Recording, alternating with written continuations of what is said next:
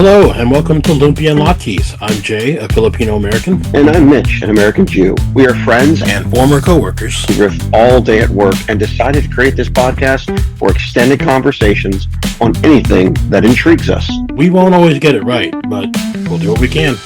Thanks for joining us. This episode. All right. Well, this week is a little bit different. We're going to talk about unethical life hacks. Unethical life hacks. And this is brought about by the website Bored Panda. You ever seen unethical life hacks? Like I've seen them on like Facebook posts. Like they just go, slightly viral where it's just shows I've stuff. seen life hacks, but not necessarily ones that are considered unethical. Right. I mean, okay. What is unethical, Jay? Unethical. Well, it's stuff that you can get some things done because everybody knows about life hacks of like very recently for Chipotle, right? If you bring out your phone while they're making your dish, they tend to give you a little bit more because they think you're recording and you're going to post it up online. Seriously? That's been a thing. Oh my goodness! Yeah, it's been a thing, and because of that, they knew people were doing it, like the Chipotle management. So they told all their stores, like if they take out their phone, give them a little bit more. Okay, so but it's unethical. By definition, it's not morally correct. Not morally correct. Yeah. However, everyone has different morals. Yes. So truly, whether or not, this is all subjective here. Mm-hmm. These it's subjective, but most of these are going to be like straight up, just like, yeah, I wouldn't do that. Well, let's find out. Let's find out. Right. Let's go with the first one, and all these come to us on Bored Panda, but it's actually from the thread of r/ask Reddit. What's your most unethical life hack? Yep. Number 1. Don't work hard. Work at the pace of your coworkers. The harder you work, the more that's expected of you for the same pay.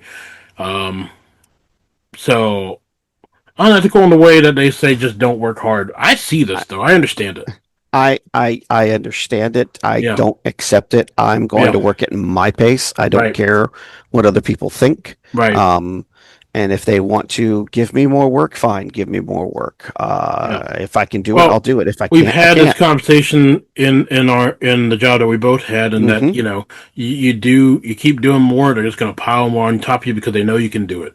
Sure. It's like, okay, sure, but at the same time, it's like, you start stressing anything, any kind of system, the system will start to break, just like people. Sure. So at the same time, like that's where this is coming from. Like, work at the pace of your coworkers. I get it, and that's why it's kind of unethical though, because of the fact that it's like first off, being in a newer job right now. I finally started doing my own calls today. Yeah. There's no way in the world I'm going to be going at the pace that they go at. It's just not going to happen. Yeah. I feel like I'm catching up, but once I get comfortable in the job and get things moving, I don't think I'm ever going to work at their pace. Right. I think I'm just going to work at my pace and do what I believe is morally or ethically correct. And by that time, I will have the other hacks of the job, if you will, so I can do my job more effectively and not get on anybody's radar for doing something incorrect. So that's just me. Okay. Anyhow, number 2 of the unethical life hacks. Tell your coworkers you have terrible hearing and everyone feels comfortable whispering around you. I know everything. Well, it says in here, tell your coworkers you have terrible hearing, which partially true, but it's not nearly as bad as I play it up to be, and everyone feels comfortable whispering around you. I know everything. In other words, what they're saying is you pretend that you can't hear, even though you can hear, then people start whispering, and then you hear everything they say. People open themselves up to just saying anything around you because, like, oh, you can't hear me anyway, so I'm gonna keep it down so no one else hears, but you're in earshot, and they think you can't hear the secret that's being told, or the inside information. That's what I consider that a bit unethical. I do. Yeah. I think that's kind of wrong in a lot of ways, but totally unethical. Yeah. hey, if that's the way you want to get away with it, then so be it, I guess. I It's mean, hey, you know what? Everybody lives their own lives. yep, yep, It's a thing. One of the yes. comments in here, my grandmother used this trick until the day she died. Most of the family thought she was almost totally deaf. Her hearing was fine. And the other That's great. person said, your grandmother sounds awesome. Yes, Oh, yes, yeah. yes. Okay. All right, that's cool. I Let's like it. go with number 3. Okay. Hotels often have fees if you cancel too close to your intended stay. In a lot of cases, you can, however, call them, reschedule into the future, then wait a bit and call again to cancel. But this time without the fees. 100% correct. Yeah, this is not unethical. This is just great because they're doing a stupid thing anyway. It's like, you Yes. know what? It doesn't cost them anything to cancel, No. like, because you didn't even stay there yet. Right. This is not unethical at all. I feel like this is Well, just a in good some thing to ways, do. I guess some people consider it is unethical because, How? again, because you have booked something ahead of time, you have made a reservation to be at this place at this time. Sure, What if someone else wanted that place, and right. guess what? Now they can't because the place is now I booked, don't, but and at the then same time, something like, happens. I get what you're saying. the room I'm doesn't go anywhere. So I'm No, like, all the room right, doesn't go anywhere. It doesn't, but yeah, it depends on who occupies said room. yeah, sure. Okay, I don't know. that's what it I have boils down. no problem with this I person. I Like, have made whatever. a commitment to stay at X Yeah, location.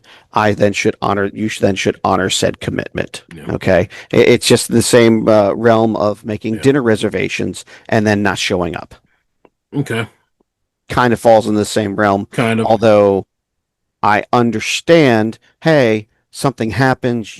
Yeah, In some cases, when it comes yeah. to hotel reservations, something should happen, and you got it. You can't do anything else other than, Hmm. cancel. You don't want to pay that fee because, hey, you know what? Right, Other things have happened. You can try to right. explain it to them in a certain way, It's the but same hey, thing with doctor's appointments too. It's like, sure, sometimes you can't, like, if you reschedule out, wait a little bit, sure, call back. yep, Hey, I have an appointment that's in the future. Can you cancel this day? Okay, yeah, it's yep. a part of out. It's an arbitrary limit Oh yeah, in a lot of totally is, cases. And totally then is. one of the comments on here, please only do this with chain hotels. Completely agree.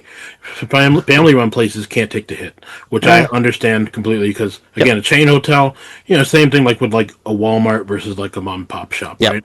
yep, Walmart can take it. yeah, Mom yeah. and pop shop, that No, might ruin their day. yeah, So, exactly, anyway. exactly. Number four, if you Hmm. work from home, invest in a mouse jiggler. No. No one cares in the office when you go for a 10-minute stroll for a coffee, but heaven forbid my icon goes orange. This is horrible. This is a huge pet peeve for me. Mouse jigglers, if you use it, great. But it's the people who flaunt it they flaunt it all over on social media, on TikTok, and saying like, "Oh, I'm having my best life because I'm using a mouse jiggler and I can go shopping, I can go do my errands." It's like that's not. No, I mean, if you're doing it, that's to keep it to yourself. But then you're flaunting it and you're ruining it for everybody else because now they're Sure, cracking down on it. It's sure. like, if you do it, it's one thing, but then it's the people that promote this kind of laziness is just insane. I get it. Your company's looking at your laptop, and it's Big Brother, but at the same time, it's a company-owned laptop If you've got or look, whatever. my personal viewpoint is Yeah. maybe 10 minutes. Okay. If Mm, there is no activity going on for, say, 10 minutes or something like that, and they have a policy in place for that or something to that effect, okay, fine. hmm All right. But anything past 10 minutes, I'm sorry, you mm, should have moved your mouse by then and would have right, done something, if you will, right, unless you're on your lunch break. And then yeah, your lunch break is what, 30 minutes to an hour typically. right, So I understand. mm, I'm fortunate enough where I don't have a job like this anymore. yeah, And when I had the job, COVID had just started, hmm so they my company didn't do anything like that. At least not that I'm aware of. I mm. don't think anybody ever called me on it. In fact, I was online so much, I don't think they ever questioned me. So yeah, Uh, is it morally right? right, No, it is not. right, But there is a fine line between what a company wants you to do mm, and what is also reasonable as right. well. If I they're think saying, the only thing oh, I'm you saying wouldn't about move your mouse for this, 4 minutes and yeah, 37 seconds, give me a right. break. Okay. Right. That's a bit too much. I mean, there is such thing as micromanagement, and that's bad too. Yes. But at the same time, like it's people like this that it's the tip of the iceberg. People that want to Yes. ruin things for other people because the more people that do this kind of stuff, the more that the company realizes that someone's not taking their job seriously because Right. they work from home and they're taking advantage, which can happen. Yes. The more that companies want to take that away because they realize like, oh, they're not being productive and actually Yep. doing something for the company that we're Yep. paying them to do. So that's the slippery slope. Yep. That's all. All right. So number 5. In our ever accepting world, I have made many phone calls for utilities/subscriptions in my wife's name, as she didn't want to make the phone call. They always insist on speaking to the account owner, and there's generally an awkward pause when I say I am the account owner, named wife's feminine name. With a clearly manly voice. Can't say a thing nowadays, rightly so. Always found it ridiculous anyway, as it could be anyone. Yeah. Mm, How do you feel about this? I it doesn't matter to me. I No. think I think that's kind of silly anyways. I Yeah. mean, um, regardless of how it is, I mean, I've called on my mom's behalf. I've called on my Mm-hmm. father's behalf. And yes, they kind of were like, well, I'm like, look, I'm calling on my mother's behalf, blah, blah, Mm-hmm. blah. And I just let them know. Or, the wife asked me to call, but for the most part, my wife and I pretty much have everything in both of our names. So it Mm-hmm. doesn't really matter. Who calls as long as we make a call. I think Yeah. like my wife's the main person on the cell phone bill, but I can call and do whatever I please on that. So, yeah, eh, Yeah. I mean, eh, And, at the end of the day, eh. people have to realize also these people that are on the phone calls, they're just doing their job, and they're required to ask because it's usually a recorded line. So it's Right, like, all right, if I don't ask about the right person, I'll get in trouble. And that's the right, thing we got to kind of, reel back to. It's like, whoever's on the other end is also just doing the job, right? right. And it's just policy, you know. Yep, Stupid policy, but it is what it is. That's what they yep, want. So don't absolutely. blame the messenger on whoever's, No, it's required for them to do it. It's what it right. is. Totally Anyway. get. Your turn, I think, right? All Yeah. right, number 6. Work as little as possible for the maximum amount of money. Avoid letting your boss know when you've completed tasks ahead of time, as finishing quickly often leads to being assigned even more work. Focus on keeping your boss satisfied without overextending yourself. I have no context for this because I've never had a job that's had projects assigned and that kind of I work. see. Um, Yeah. so yes, I towards the end of my time with a previous company, where I was a project manager, Mm-hmm. it got overwhelming. It got very overwhelming, and they Mm-hmm. started adding more and more stuff on, and it got to a point where I was overwhelmed, and I got stuff done ahead of time so Mm-hmm. I could focus on the next task. Mm-hmm. And no, I did not hand in that work until it was due. Okay. So if he said, "Hey, I need this work by Friday 9 a.m.," I finished it probably by Tuesday, Yeah. and the email went out Thursday night at Mm-hmm. midnight or something to that effect. Mm-hmm. And I would specifically send those emails out late. So that way they would be like, man, this guy stayed up late to work on. Wow, he sent this out this late. Wow. And Okay. and I even had him ask me, hey man, everything all right? I see that you Okay. sending this stuff out. Yep. I'm work. Look, I got to get it done. You asked me to get Yeah. it done. I got it done. So Right. now they think I worked on it later than I should have. Right. And do I reflect the time in my pay time? Well, supposedly I'm supposed to. Mm.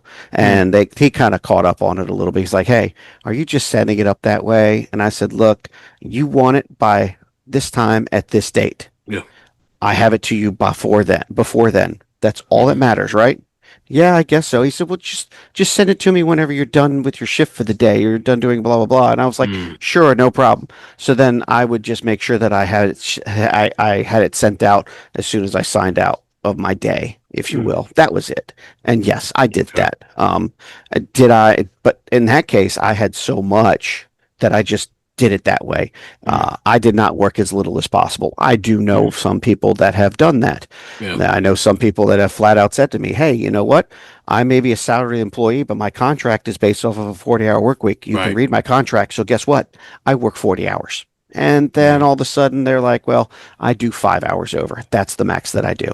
And now all of a sudden they do 10, or now they get a Mm. promotion, and that promotion still shows 40-hour work week, and they're making six figures. And they flat out say, guess what? This is the way it is.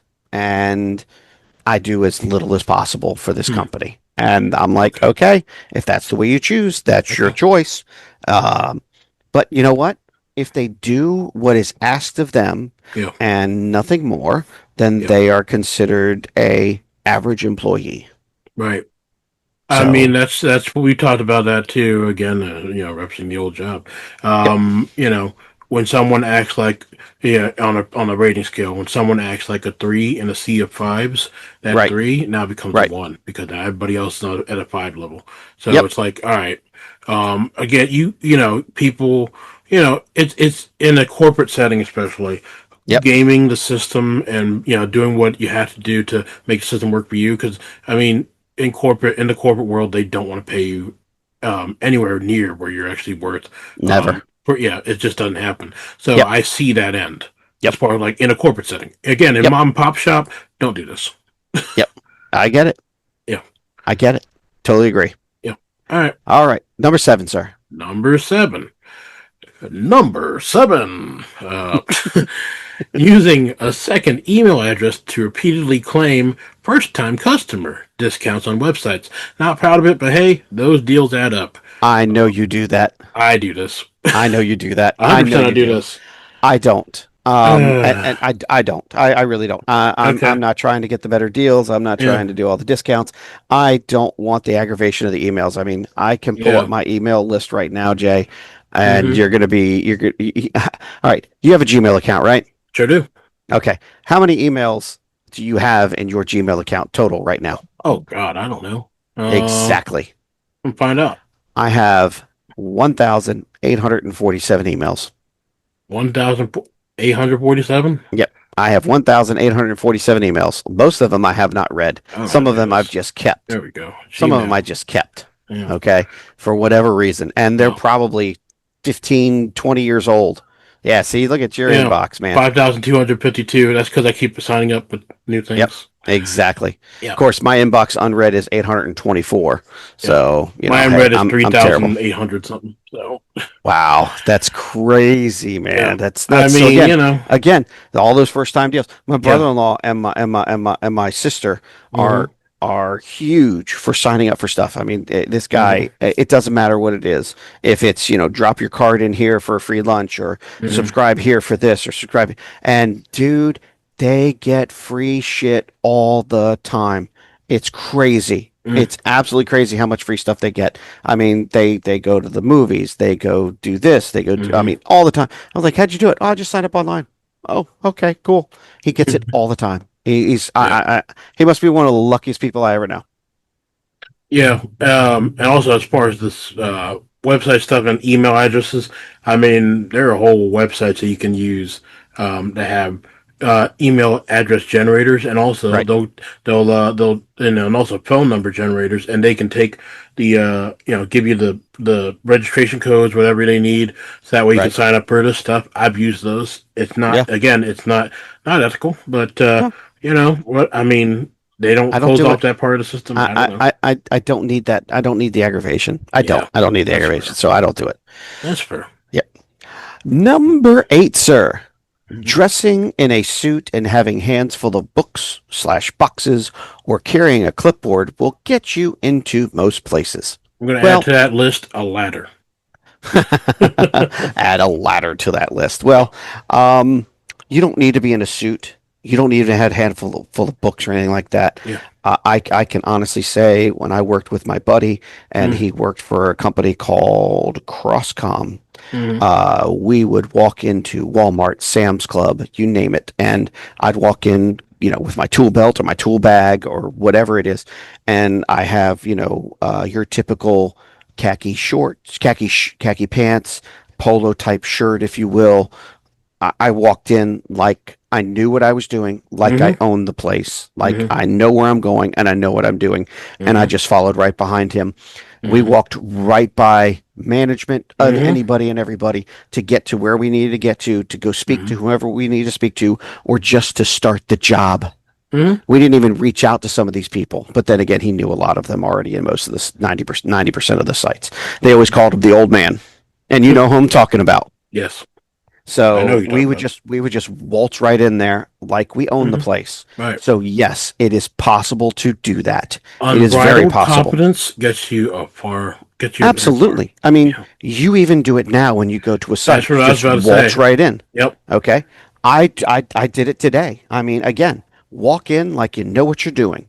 Mm-hmm. And yeah, I walked into one site and I was like, shoot, I'm here for the print shop, and to work on this unit. And Mm-hmm. you know what? I was in the wrong building.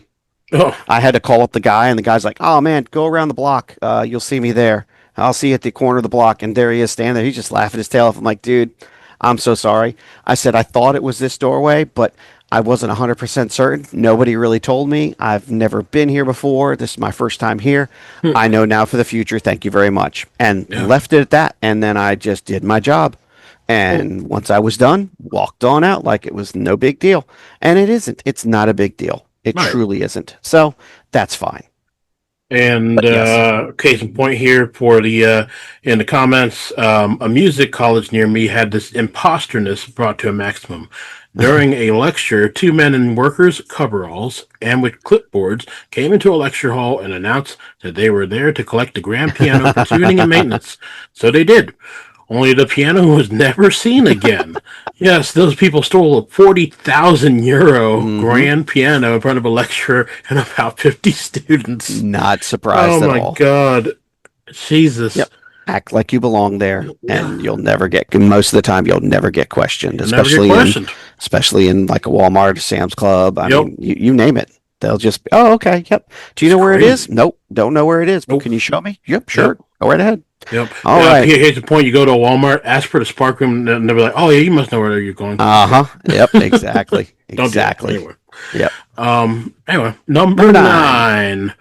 Not sure if this is unethical at all since they allow it to happen. That's not true. Get the get the app for fast food places that have reward points. Anytime you go there or just walk by it, look for receipts laying on the ground. Scan in the receipts for reward points. Free food. I've already got over $1,600 worth of free food from one app. When Maynard's does Yeah. their 11% off, look for rebate receipts laying around the parking lot. Last year, I got several $100s of rebates that way.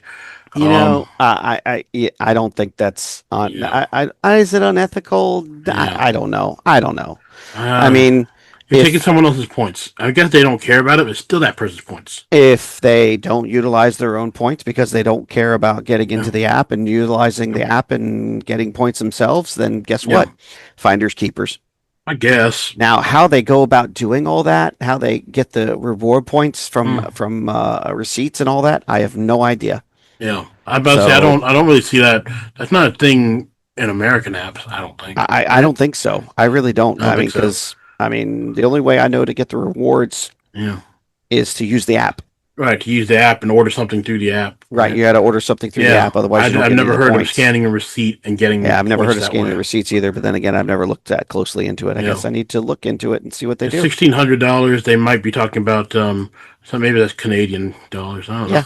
know. I don't know. Okay. Number 10. Number 10. I got summoned for jury duty when my kids were in elementary school. I called them and asked if I need to bring activities for my kids Hmm. or if they had a daycare. Hmm. I was released. Mm-hmm. Oh, what a moral dilemma this is. So I just filled out a form for the city that I live in for jury duty. Mm-hmm. They had questions. They wanted to know a few things. It's just a questionnaire that I had to go and fill out. And believe it or not, typically I'm very lazy about these things like that. I just kind of let it sit to the wayside. But Mm. this is jury duty. We all know how much trouble one can get in if they don't fill out the forms Oh, yeah. like this. Oh, yeah. I filled it out immediately and had it mailed that day.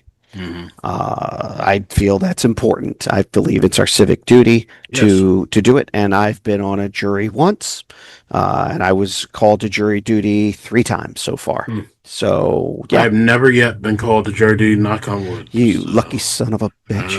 know. My sister has, my mother has. My mother Oh, got called like recently, and like luckily there's a boxing check there that says I'm over this age, and it's like, oh, you don't need to yeah. do it.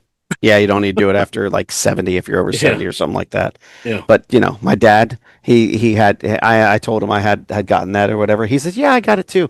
I said, "Did you check the box?" He said, "Oh, hell yes, I did. I don't want to do that anymore." But yet he will still because he is a doctor and he still has his license and Yeah. he plans on keeping up with his license. He will do God, what do they call them for Hmm. court? Professional witness.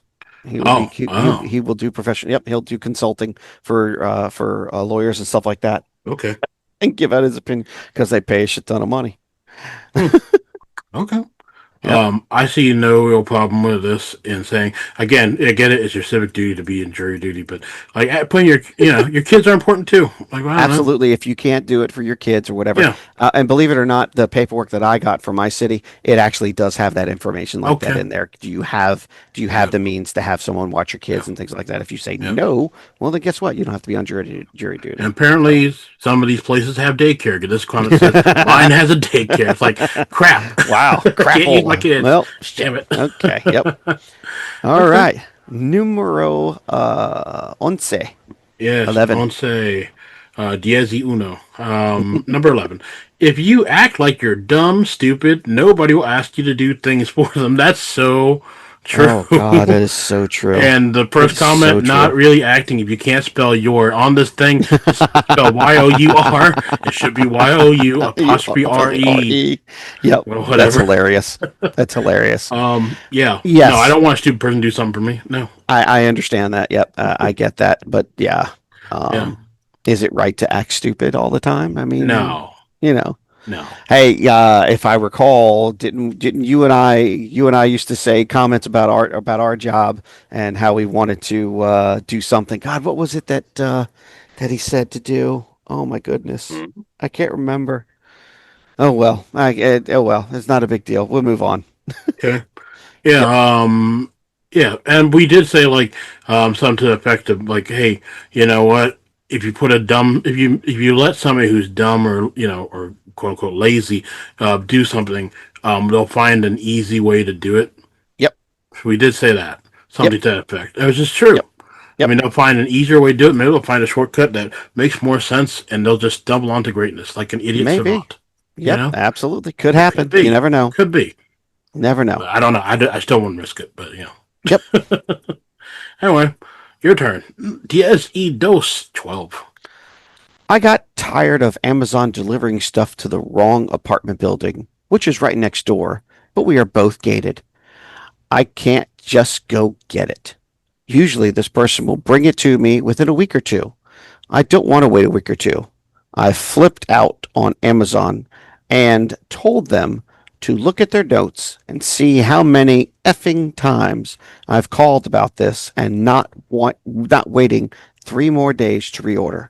So now they send me the item immediately, and then my neighbor brings the OG item to me. So I get two of some things on their mistake. Not sorry either. I don't see a problem with this. I mean, Unless the person that's I mean, if it's Amazon first party that's a sold Amazon product, it's fine. If it's because again, Amazon's a big chain, but again, if it's someone who's like an individual seller sending something on Amazon, that's a problem. I understand their frustrations on this. Yeah. Okay, Yes. if things aren't being delivered to the location that you expect it to, then Mm. you know what they have the cubes, the drop off locations, where you can go and do it. Yeah. Yeah. Yeah. I've It's used not those. that Those big are of a great. deal. Yeah. I've used it too, and it works Mhm. just fine Yep. whenever it works. Um, Mm. I just to me, I think that is poor of them Yep. to To keep go the second item. to well to continue to do the cycle for one. Okay. For Yeah. two, why hasn't Amazon finally caught on to stuff like this? I know, right? They're such a big company Yeah, that they don't care. they don't I care. mean, they It's a just don't. drop They in the don't bucket care. for them. Yeah, Exactly. It's just drop in the bucket for them. with the millions and millions of dollars they make every day, Yep. it's like Yep. it's just a drop in the bucket. They don't care. Absolutely. Yep. They Which is don't why care. it's like it's unethical, but not really, because again, it's Amazon. Yep. Yeah.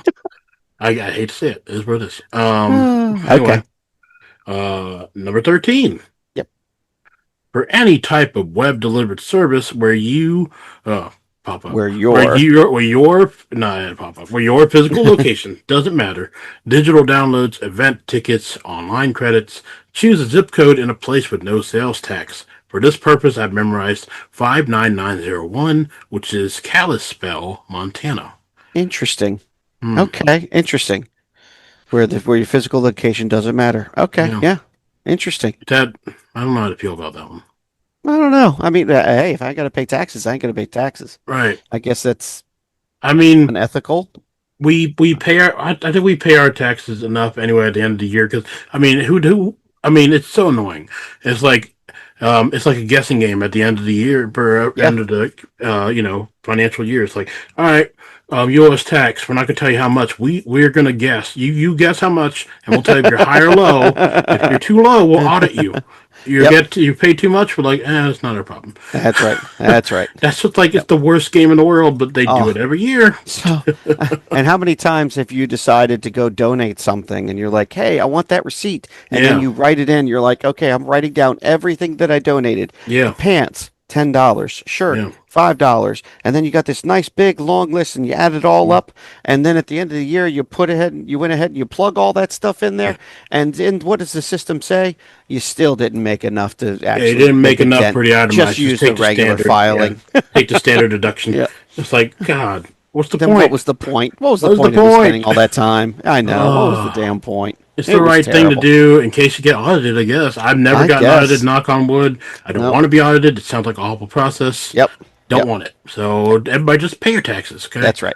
I don't know about this one now. With choosing a zip code, I don't know how to feel. That Yeah. bad? Yeah. That I good? don't I know. don't know. I don't know. I don't know. So that's a gray area for me. I'm not Yep. sure what to say.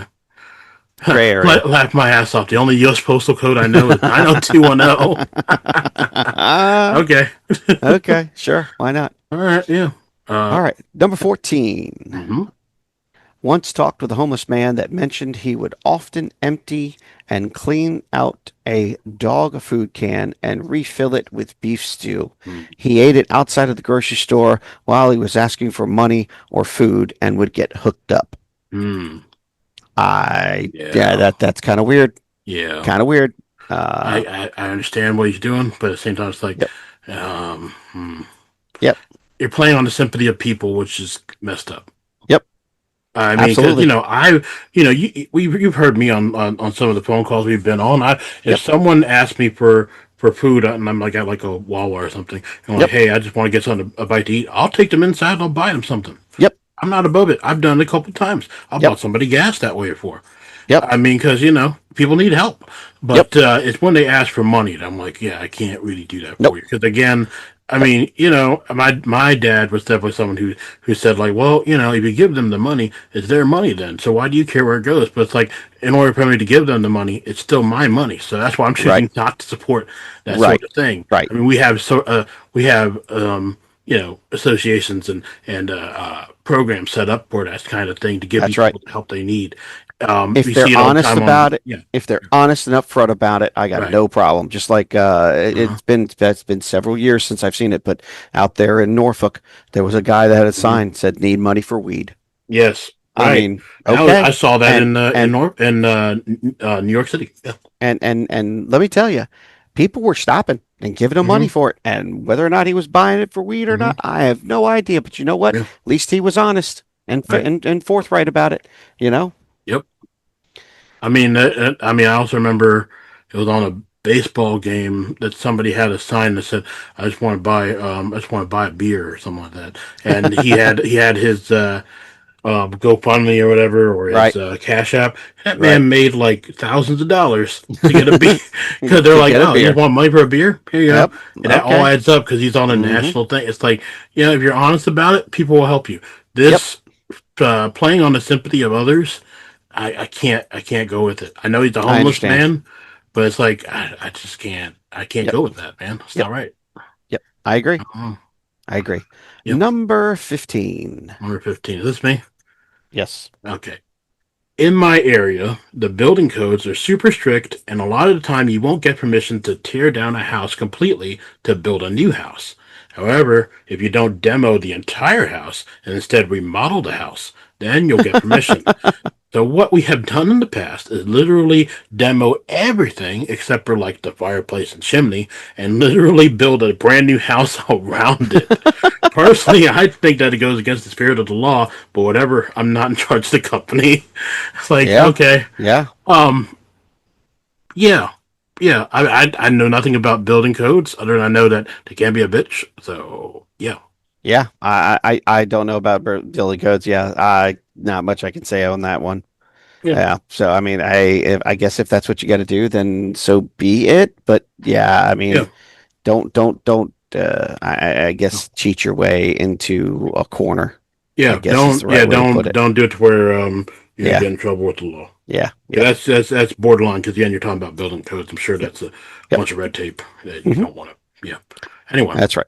All right. Let's see if this one's true. I don't know if it is or if it isn't, but number uh, 16, got this one from a friend who's a judge. If you if you get called for jury duty and want to get out of it, the foolproof way for both sides to throw you out is to say you have a strong respect for law enforcement, and if they've brought a charge against someone, they must have done something wrong. Even if there's no evidence, you believe they don't arrest innocent people. You'll be home before lunch. yeah. Interesting. That's I don't know. interesting. I don't know if that's Hmm. true. I don't Yeah, know if that's true. I feel strong like respect they've for law enforcement, and if yeah they brought a charge against someone, they must have done something wrong. Even if there's no evidence, you believe they don't arrest innocent people. You'll be home yeah. before. Yeah, I don't think so I don't know because if that's true. they asked me Yeah. if I had a strong respect for law enforcement. I said yes, I do, and they said, can you convict someone that there's only one witness? And I said sure. And 3 days later, it was a hung jury. Yeah. I mean, Oh, I'm sure these people, in the court system, they're very used to people trying to get out of jury duty however they can. Because again, it's not a right? fun thing to do. No one likes to No, do it. It's no, civic duty, but that doesn't mean you have to like it. no. And I'm sure they've seen their fair share of like this kind of crap. So it's like I don't know if that's gonna hold water. I don't Yeah, I know. don't know how much that's going to hold, but it's not going to hold in Yeah, my book.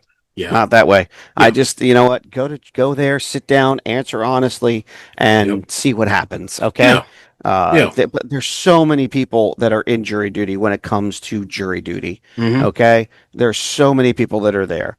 Yeah, Just go. All right. yeah. Just You go. spend the day. It is Yeah, what it is. And if it's your job, most of the time, yeah. the job is going to pay for your jury duty for that day. Right. Okay, there's usually a jury duty clause. Most jobs will do that. Most. I'm Mm-hmm. not saying all. I'm just saying most. So just do it. It's Yeah, just okay. do it. Okay. There's nothing wrong with doing some jury duty. I mean, if Nope. they'll call you eventually. Just Yep. do it. If Yep. you're gonna do it, then do it. That's right. You don't really have a choice. Otherwise, you'll That's get right. in trouble. But anyway, that's going to bring us to the end of this. There's more in this list, and we'll post the link to this if people are interested on our Facebook, so people can look at the whole list. Because there's a lot of funny comments in these things as well. People have like a lot of Oh, we're not references going to to all this finish stuff. it. No, I mean I think that's enough. It's only like it's only till like 26, and that's really not enough for another episode. But anyway, All right. yeah. Anyway, we'll catch y'all on the next segment, which is the coffee table.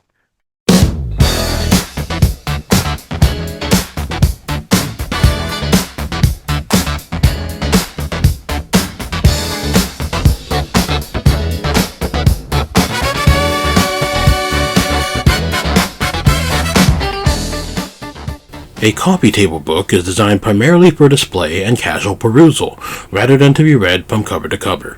These books showcase topics that act as a conversation starter for guests. This is the Google AI overview for what is a coffee table book. Each week we read and discuss such books with or without the coffee.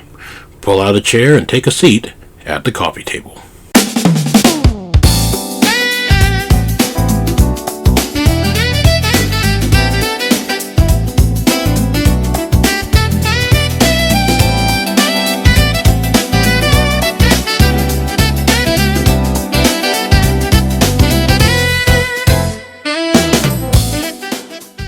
Well, let's go, man. It's time for the coffee table. Everybody get your coffee ready.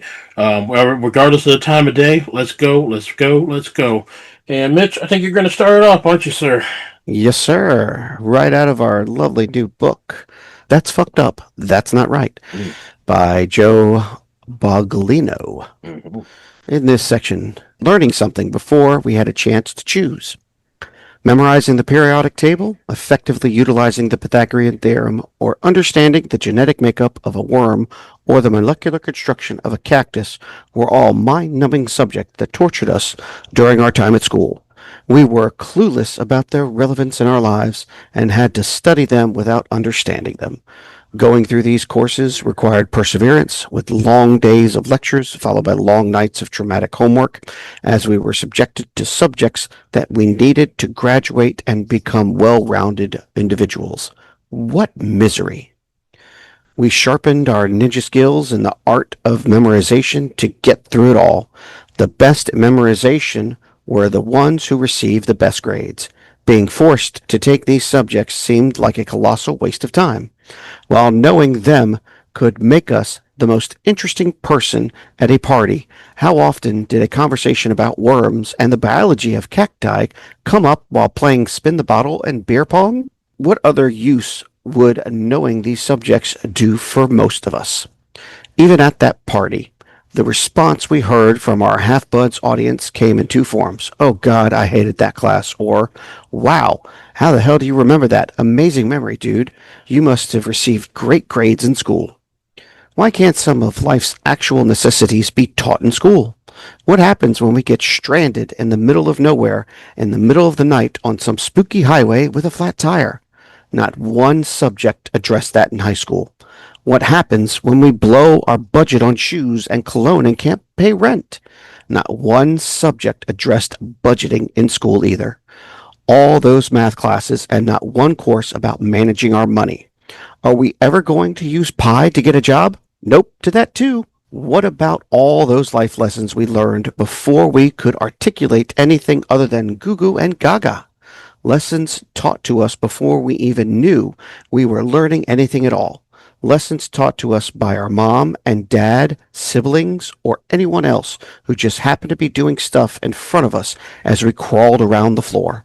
Those lessons give us the behavior, mannerisms, opinions, attitude, and other dysfunctions we lug around today as adults and spend all our time unlearning now.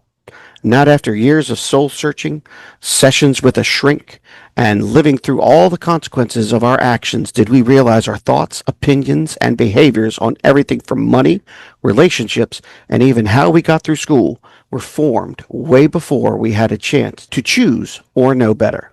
When we finally realized how screwed up we were, we realized we had attained a doctorate in impatience, anger, depression, self-loathing, and other bad habits and behaviors before we could even utter a word. For example, think about your very first memory of money. Chances are you can trace that childhood memory to how you manage money today as an adult. Did you take every dollar you made from your allowance and blow your wad of cash at the convenience store on candy cigarettes and root beer floats rather than save? Well, chances are you did. You have a low bank balance, a big belly, and bad teeth today. And think about this. If you live a life of lack today, you may have learned that lesson growing up in a household with financial insecurity. Consider our relationships. They likely started with our earliest memories of the two people we watched while crawling on the floor, mom and dad. As we grew up, we realized that all the yelling our dad did at our mom wasn't everyday matrimonial bliss. Perhaps we experienced neglect as a child without realizing it at the time. It seemed normal then, but as adults, we may feel unworthy of love and a healthy relationship. As a child, we may have been told that we were unimportant while sitting in our crib and sucking our thumb, or criticized as a toddler for being too vain while making funny faces in our mom's cosmetic mirror. These experiences may have impacted our self-esteem today. Additionally, we may have observed our dad regularly hitting a bottle of whiskey every night, and now, as an adult, we find ourselves experiencing similar moods. It's possible that you have absorbed these behaviors even without realizing it, and they have become a part of who you are today, shaped by the lessons you witnessed during your childhood. On the other hand, maybe you watch mom and dad work tirelessly to get ahead. They are workaholics who taught you that your purpose in life was defined by hard work. But how is that serving you today when you work that 8-hour Sunday? Where did these limiting benefits originate? We may be unaware of when we were enrolled in that class, but our present behavior indicates that we attended it as a child. We were in the front row being taught to fear failure, that nothing we do will work, that we must suffer to succeed, and other harmful behaviors that keep us stuck in a daily rut. Early childhood lessons shape who we become as adults, and unfortunately, some of those lessons are far from helpful. These behaviors were planted in us before we even knew we were a planter. We had no choice but to learn those lessons innocently without any choice of our own. We probably didn't even realize that we were in school. Now we spend our entire lives trying to untangle and unravel the lessons we learned in our earliest years, trying to figure out when we signed up for the class in the first place. Now we devote our time and money to therapists, self-help books, bankruptcies, divorces, and other difficult situations to unlearn these harmful lessons and learn more positive ones. And what do we do when we have kids of our own? We pass on the same baggage our parents unwittingly passed and taught us so our children can carry the same dysfunction for their entire lives. We wouldn't have signed up for any of these classes if we knew better, but we were clueless about the school we were attending. Maybe we should have dropped out if we knew better, but we all graduated as valedictorians. Perhaps a reunion is in order. Wow. A That is lot of food for thought there. tons of food for thought, sir. Mm-hmm. I I mean, mean, lessons. I truly believe, like, if you're not learning something new every day that you're living, are you truly living? I think someone told that to me in, like, I think it was my theater teacher back in high right, school. right. You have to be learning something every day, otherwise, it's life unobserved if you're not learning something new every day. Learning some sort of factoid, whatever small thing you can learn. If you're learning something, you're doing something right. Absolutely. Absolutely. I understand where you're coming from on that. Yeah. Whether it comes from just a simple article about something that you Hmm. just are interested in, Yeah. and something new has come across. I was I read a while back about Egypt and the pyramids and how there's Hmm. more stuff underneath the pyramids now, Right. Right. miles deep, Yes. and that's amazing to me. We just now realize this using I believe it was a form of sonar of something of that sort to Mm. find all that. Well, no idea when we're going to go further into the earth, but we're talking miles into the Hmm. earth. I believe it was at least a mile or two, if not longer. So again, that's just something that I was interested in, so I read. Hmm. So again, it expands my knowledge, and Right. that's wonderful. Yep. But I love the beginning of this art. I love the beginning of this whole thing, where he's like, we all have to memorize this stuff in school, Right. otherwise we won't ace it and things like that. Man, Hmm. look, I get it. I understand. I was not the best of students in class in high school, junior high. I Hmm. did not like school. School was not for me. Hmm. I didn't go to college as a result of that. Is that a downside? In some cases, yes, but in others, no, because I had more life experience Hmm. because I didn't spend that time in school. I spent that time out learning. Hmm. Did it take me longer to get to where I'm at? Absolutely. It took me longer to get to where I'm at. Would I change it? No, I wouldn't change it. And the reason I wouldn't change it is because I wouldn't be where I am today. Well, as far as I'm concerned, that whole part where he's kind of talking about, the school system as it is and kind of touching on that, I understand it as well. It's like, um, but at the same time, you get out of school what you put into it.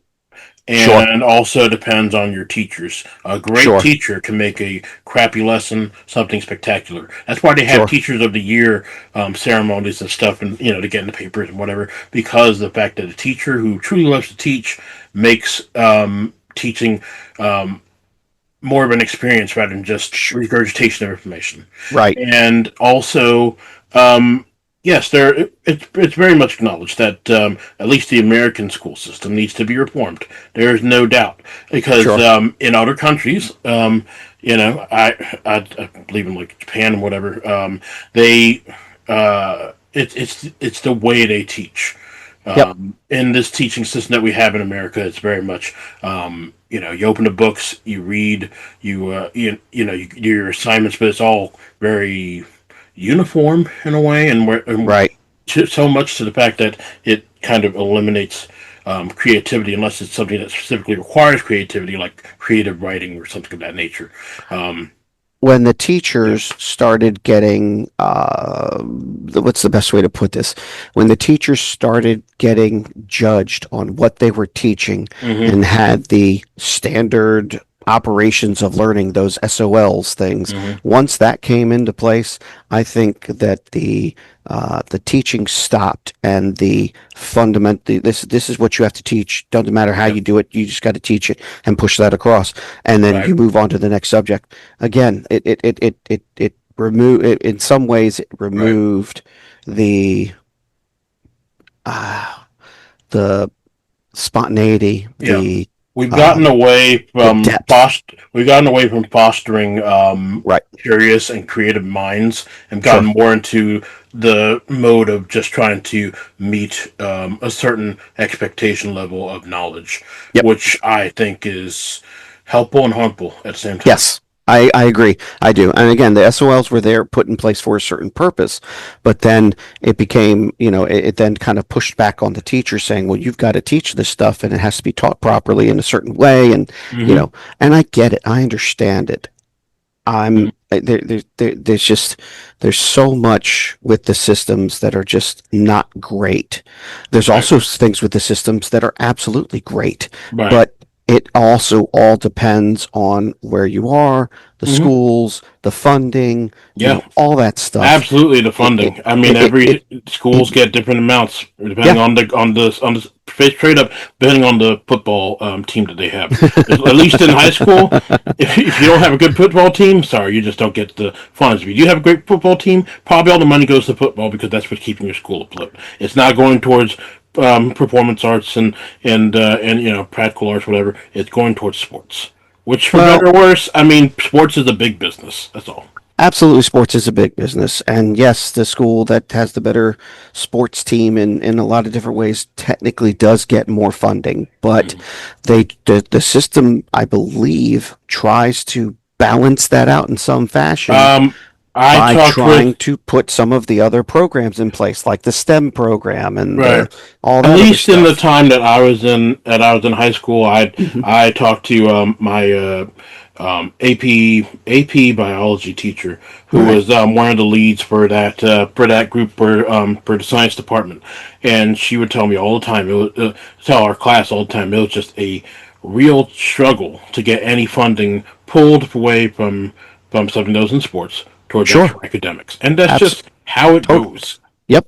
I understand that. Yeah. But, the whole comment that he makes about, what about being stranded in the middle of nowhere and with a flat tire? Oh, Hmm. believe me, Yes. I, Yes. I, my father and my stepfather never taught me how to change out a tire. I learned Mm, that from either, I believe it was my father-in-law mm, or my uncle-in-law, if you will. One of those mm, two guys taught me how to change out a tire. And I'll be fair. When I had a flat tire in my driveway, my son was at the right age. I mm, made him change it, so he knows mm, how to change a tire, mm. and there's nothing wrong with that at all. Right. And I think that's important. But where do they teach you how to pay your taxes? Where do Oh they yeah. teach you how to file for taxes? Where do they? I mean, yes, they did teach me how to balance a checkbook, Mm, but you had to take that class to do yeah. it. It wasn't like a required class. It was an Yeah. elective. I think it's Um, interesting in that in like middle school and stuff, you had teen living, which I'm like, okay, teen I never living, had we can teen learn. living. I mean, well, it was an option. At least It was an elective. Yep. in my day, you could teen living. Right. So Right. I mean, it was interesting, but it's like still nothing that really mattered. They taught us how to make Right. business cards. I'm like, I don't have business cards now. They taught us how to sew, which is kind of Right. helpful, but with a sewing machine, it's like I don't actually have a sewing machine. I sew Right. I by have my hand. sewing machine. I do I it by sew by hand. hand, So show me how to and do it by then hand. Yep. yeah, and it's like a whole bunch of other stuff, like how to make. I think they taught us how to make Triscuit pizza. Like that, what's that going to do for me? I don't get it. It's like, where is the practical learning stuff? And I get it. Again, Do you have to take care of a school. baby? Not no, actually not in that class. No. Wow. I think Okay. in biology, the AP biology class, we had to take care of an egg as a baby. Oh, interesting. And also in Okay. that AP bio class, we had well, our class still had to do it by hand with cutting the frog open. Yeah, I was absent the day we had to dissect the frog Mm-hmm. intentionally. Mm-hmm. I mean, in our school too. Like, if you didn't want to do it, actually, they also had the option for you to do it through an iPad or a Oh, tablet. I don't think it was an no, iPad. It no. was some I sort of well, tablet. yeah, yeah. Unfortunately, now I'm showing my age. There were no tablets or Right. iPads in my day. So Right. yeah, Yeah, it they is get what it older. is. Yeah. So, but yeah, how did they never covered anything like that, and they No, still really don't. they They really don't don't. cover things But that's like where taxes this or the checkbook and But stuff like that's that. where this stuff, his writing in this passage is very still very relevant, but at the same time it's kind Hmm. of outdated because, like, at the same time, I mean, who hasn't gone on YouTube or TikTok or wherever to look up something on how to repair something? I mean, you Sure. said yourself your wife went on to try and find out how to repair, like, what, the Yep. washer and the dryer or whatever. I've done the That. same thing. Yep. Yep. Yep. And I have as well. Hmm. So I mean, it's there, it's out Yeah. there, but there are people out there that are willing to give those tools to us, Right. and Yes. then we can do with what we will on it, and that's Hmm. fine. Then of course they go with the relationships of your parents and things like that. Right. I mean, hey, we all have our own pains. We don't Yeah. know. I don't know how much you want to rehash on that whole thing. But yeah, I get it. It's hard to be a parent. That's all. Absolutely. It's one of the hardest jobs in the world. Probably, I would be debatable as far as saying the hardest job, but it certainly is one of the hardest jobs. Absolutely. To raise a I think human and teach I them right think from wrong, I tough. think I feel at times that Mm-hmm. working on kids and family, Mm-hmm. I think it's more, you spend more time working on that than you do working on your job. Even though Mm-hmm. you spend more time on your job, Yeah. it can be more mental Right. taxing in some ways, Right. but there are so much greater benefits to doing all of that I with feel your like your child and your things like that. impact is way greater on your Yeah, family than in a huge ass company. yeah, absolutely, Yeah. absolutely. I mean, no one can take away the time I spent for 4 years as a Mm-hmm. band parent for my son's school. Ah. No one Mm-hmm. can take that Mm-hmm. away.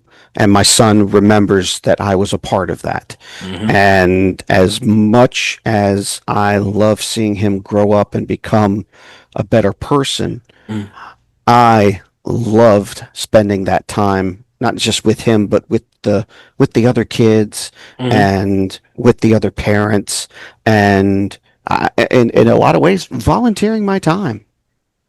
Mm-hmm. It was rewarding for me.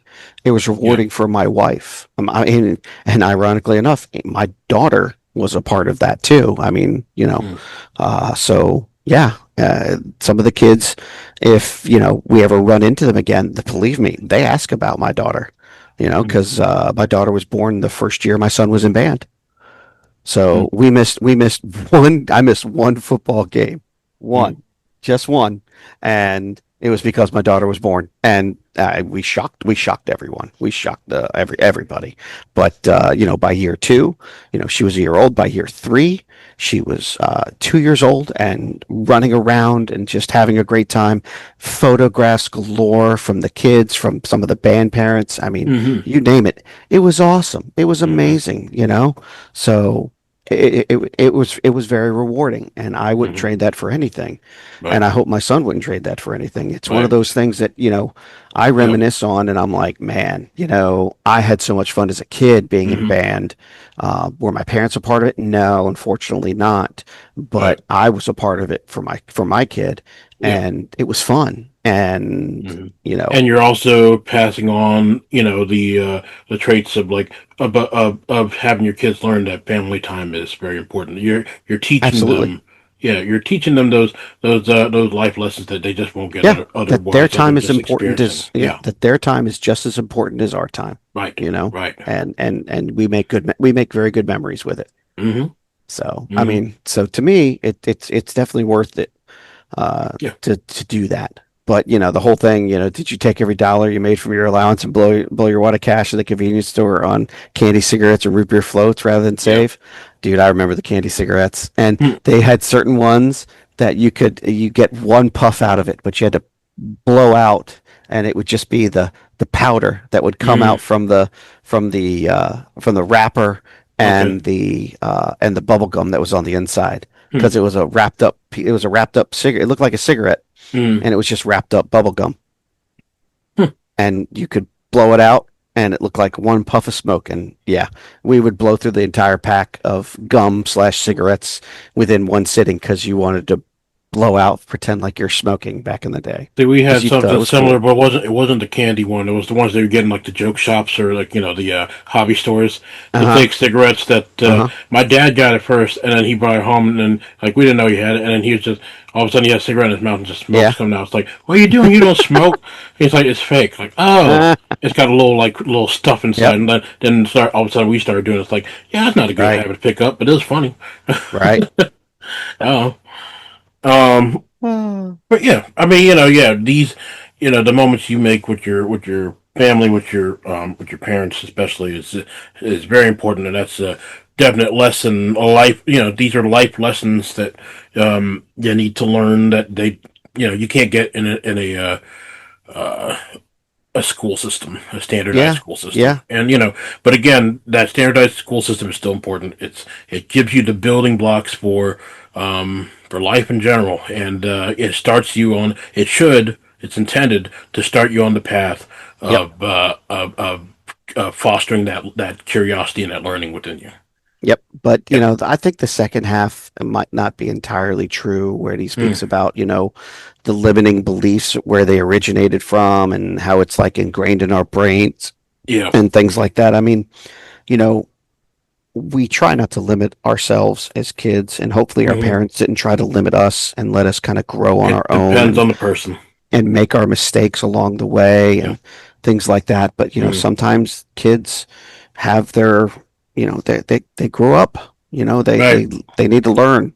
They need Yep. to make those mistakes. They need to do Yep. good. They need to do They need bad. to they need to touch the stove handle to realize it's hot. Absolutely, Right. absolutely, Yeah. If you stop them absolutely. every time, they'll never know it's hot. They'll never know why they That's shouldn't touch true. the stove handle. You have That's to let them very touch true. it in order to understand. It's like, okay, I'll never do it again. Yep. You stop them So from living life. You stop them from living. I understand that, but at the same time, then you also have some people like one of my friends who literally used to put their hand on a not the furnace, but the heater that was underneath the windowsill. You know what I mean?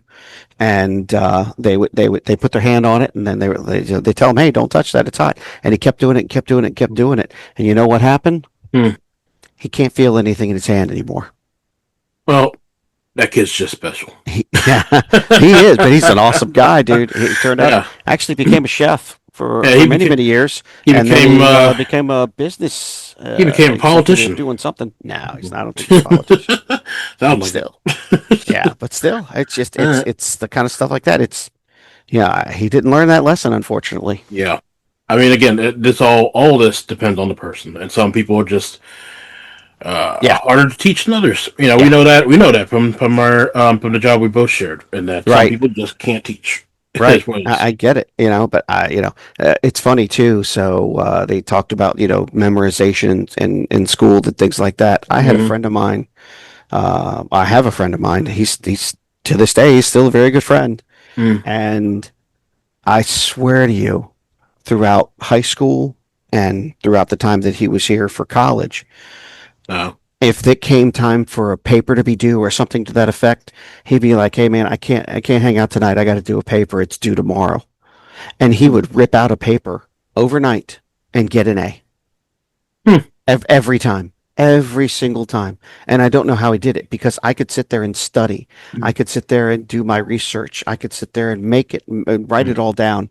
And even when I feel like I tried my hardest, I get a B, just a Okay. B, and I'd be like, I don't know how he did it. I just don't. So I Yeah. tried doing it like him. I tried cramming. You know what happened Yeah. when I crammed and did one overnight? You got shoddy results. I got a C. I think the best I Uh-huh. got was a C. So That's I was still like, not all right, bad. You still nah, passed. it's still Yeah. passing, but it's Yeah. not great. Not Yeah. great. Well, I mean, I think I did it twice, and both times I got a C, and I just said, you do. this is not for me. Well, So I went back to my a C ways. is still nothing to scoff at. Yeah, nowadays, sure, but on a resume for a college, not so good. Yeah. Yeah. Well. So, Yeah. Either way. All right. yep. But that's enough of that. Yes, sir. Let's move on. It's time again to play 5 Minute Mysteries. 37 challenging cases of murder and mayhem for you to solve. Written by Ken Weber. Bum, bum, So bum. again, you might want to take some notes if you need to. I pre-read this, so I would actually read it a little bit more correct compared to the last time. And before we go into our discussion, we'll give you guys a chance to pause the episode so you can think about your answer if you want to play along, and then see if you're correct and guess with us. All right, so let's go. The case of the slow-moving ducks. It was not just the smell of lawyers' offices that bothered him, Jeff Dilly decided as he looked around the library. To be honest, there really was no smell anyway. These offices just seemed musty because of all those stacks and stacks of law books. What bothered him, Jeff realized, was the overwhelming importance of everything. Starting with the books, that many books simply looked important. Then there were the secretaries. They always seemed so crisply efficient and important. The furniture was important too, thick and solid and ordered, like the books. Then there were the lawyers themselves. They behaved like high priests, Jeff muttered aloud. Jeff Dilly, private investigator, had worked himself up to the whole point of walking out of the library and chucking the whole thing, when the door swung wide at the urgent bidding of F.V. Douglas Doyle, barrister, solicitor, notary public, and senior partner of Doyle, Feldstein, and Sperazzini. Jeff was just beginning to conclude that it was his imagination which had made the door open more majestically than an ordinary door when Doyle spoke. "You're Dilly, then, right? No hello, no greetings, no preliminaries, just the confirmation of identity." Jeff felt a bit like a hostile witness. Well, two could play that way, and he had been going to leave anyway. "It was you that called me. My name is in your appointment book." Jeff felt he'd scored a small point. Doyle peered over his glasses. "Yes, but it was not my idea. Not at your fee, anyway." "My fee?" Jeff almost came out of his seat. He knew he was the most expensive private investigator in town. More than one potential client had a change of heart after the first discussion of daily rate and expenses. On the other hand, the reputation of Doyle, Feldstein, and Sperazzini, although one of excellence, was also one of high fees, and extreme parsimony to boot. "My fee," Jeff repeated. "Look, if there's going—" "Gentlemen, please," the soft voice commanded attention. "It was my request to involve you, Mr. Dilly. My name is Ben Paul." From behind F.V. Douglas Doyle, a tall, graying man held out his hand to Jeff. "I'm told you are the best in the field. I asked Mr. Doyle to bring you in." Doyle took a seat and began talking as though nothing at all had happened. Jeff realized why the man was so good in court. "Mr. Paul here is being sued. The case is wrong. It's crooked. It's trivial. It should be thrown out." He paused uncomfortably. "We just can't find the weak spot in the other side." He looked at Ben Paul. "As yet." "I was rear-ended last spring on a country road," Ben Paul explained in his soft voice. "A young man on a motorcycle hit me when I slowed to let a duck lead her little ones across the road. The young man was going very fast. When he hit me, he catapulted right over the top of my car.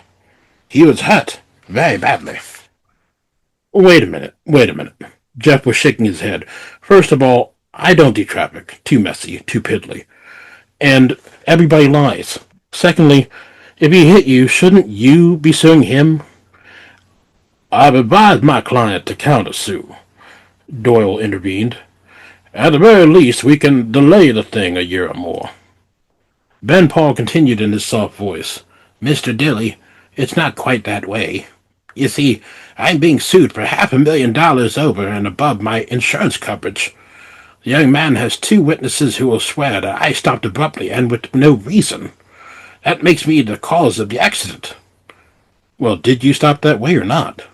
Dilly wanted to know. Mr. Paul slowed, Doyle stated in his court voice. He slowed because of his laudable commitment to wildlife preservation. He did not stop abruptly. The young man is lying, Ben Paul said in his quiet, authoritative voice. Jeff Dilly saw what a powerful team these two would make in court. Doyle, with his declamatory stentorian style, contrasted with Ben Paul's mellow but earnest sincerity. His witnesses are lying too, Ben Paul continued. They are all family. Cousins by marriage, I think. Here's the police report. Doyle handed it to Jeff, who began to skim the summary. Lake Erie Division, June 10th, 9:05 p.m., Concession 9 at Side Road. You can read it later, Doyle said. Everything's there. The problem is simply the witnesses. If we can shake them. He frowned in thought. Remember that hot, muggy spell early last summer? You see, they were sitting out front. It happened almost in front of them. I've been there. They have a clear view of the road from their little front yard, but only right in front of the place. Van Paul continued. In fact, 3 seconds earlier or later, and they would not be able to claim seeing anything, because there's swamp on either side of their farmhouse right up to the road, and big willow trees, too. Jeff pursed his lips. How come you're so sure they're lying? Doyle pulled his glasses further down his nose and held Jeff Dilly with the look that had withered many a witness. Because my client is telling the truth. Then he softened. Besides, their spiel is too pat, too rehearsed. They're lousy actors. Even an amateur can tell they're using a script. And you need some way to crack the shell in court? Jeff added. Right, Doyle responded. Just one simple thing. With amateur liars, you only need a judge and they'll roll right away. He paused. Why? You mean you've got something? Jeff Dilly smiled. Yes. Do you want it? At my fee? And so the question is, what weakness has Jeff Dilly been able to detect in the witness's story? We'll give you all a second to pause here. I don't know where to start because I've been reading and I don't get it. I've been listening and I'm not quite sure I get it, but I think I know where it is. Where is it?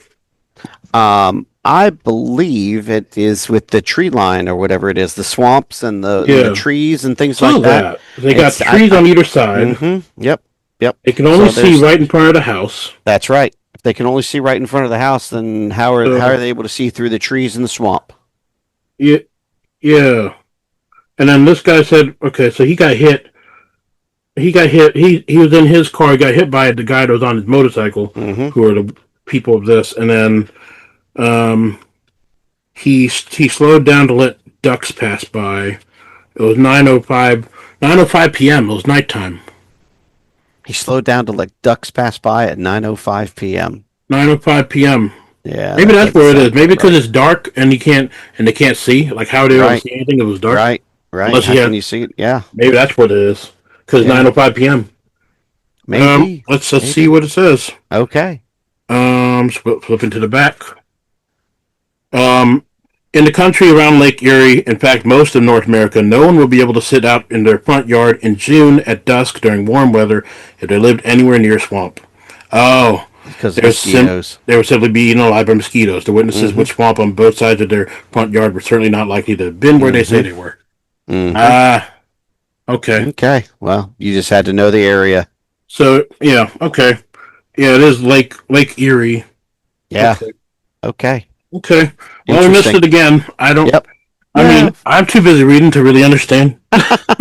So, I guess I need to pay closer attention, but I'm Yes. sitting here. I just sit here and I just listen. And last time I was typing a few things up, but you Yeah. read quickly, and so I can't really get the notes in as quickly as I want to. I can't type them Uh, as quickly, so nor write. I can't write as right. fast enough either. So hey, we'll Yeah. do it again. We're doing We'll do it good. again. We're 0 for 2, but We're we're 0 for okay. 2, but hopefully someone out there got it right. Yep, I don't know. I mean, maybe they have to replay it a couple times. Go maybe. back. Yep, Yeah, Lake Erie and most of North America. Yeah, because they're at a swamp. Yeah, they'd June. be eaten alive by in June. Yep, they've Eaten been eaten alive by alive by mosquitoes. mosquitoes. How about that? Yeah. Okay. I All guess that right. makes sense.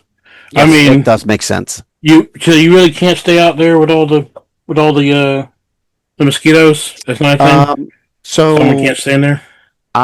with June and the humidity and then Oh, okay. the nighttime heat, Mm, and the fact that you don't have anything, if unless you have something to keep the mosquitoes off of you, they will eat you alive. They will. They'll just be all over you. mm, Yep. okay. Yep. I didn't know that. I'd never really been in the South, not the deep South. I know Well, that Virginia is South, but even it's here, like. mosquitoes can still be bad from time to time. It all depends. You know, But I've never hung out near a swamp, so I don't know. oh, okay. Well, I mean, just so you know, where you live used to be a swamp. I know. Yeah, So, they had that whole thing about that in the high school hmm where they have like photos of when it used to be swampland and yep, they converted it all over. It's like yep, okay, yep, and now they got absolutely. asbestos in that high school. So I Gotcha. don't know. I Okay, don't know. well, we'll try again next time. Maybe we'll get the next one. Yes, sir. These are a little bit more difficult than I thought they'd be, but hey, they're Nah, interesting. they're fun. I'm They're having a good fun. time with it. They're different. Yep. All right. Well, when we come back, it'll be this your call news. We'll see y'all in the next segment. Yes, sir.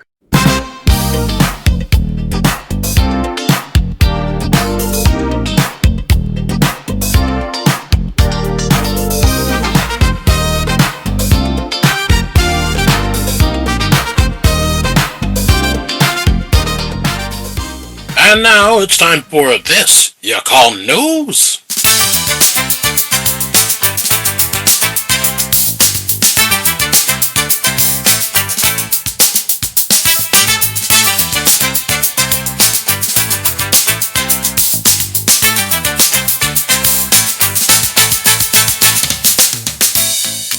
And now, with our article of Lumpia and Latkes, we have Jay.